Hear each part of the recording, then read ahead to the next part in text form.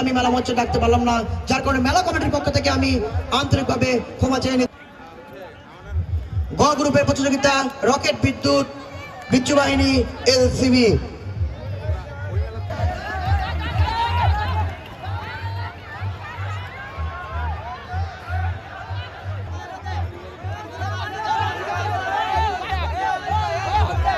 অলরেজ ভাই কি হবে এটা? অফ থাকবে, অফ নাকি চলবে?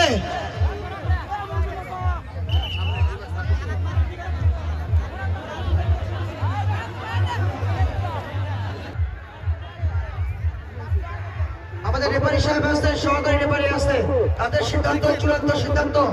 আসলে কি হচ্ছে আমরা তো অতটুকু বুঝতে পারি না, বুঝিও না।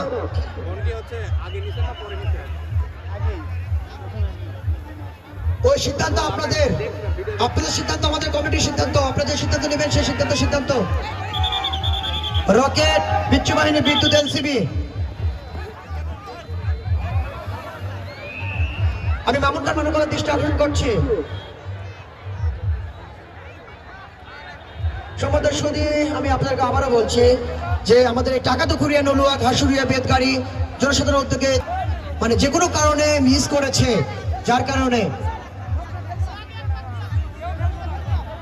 আমি রেফারি সাহেবদের দৃষ্টি আকর্ষণ করছি, রেফারি মহোদয়কে বলছি যে আসলে আপনারা যে সিদ্ধান্ত নেবেন, যত ফাইনাল প্রতিযোগিতা তারা এতক্ষণ খেলে, 4 দিন খেলে।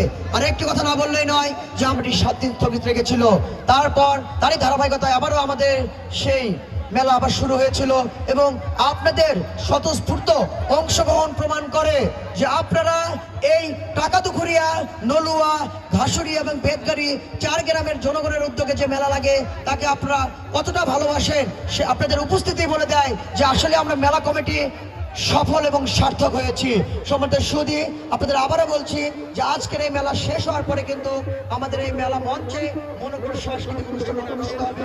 আপনারা সবাই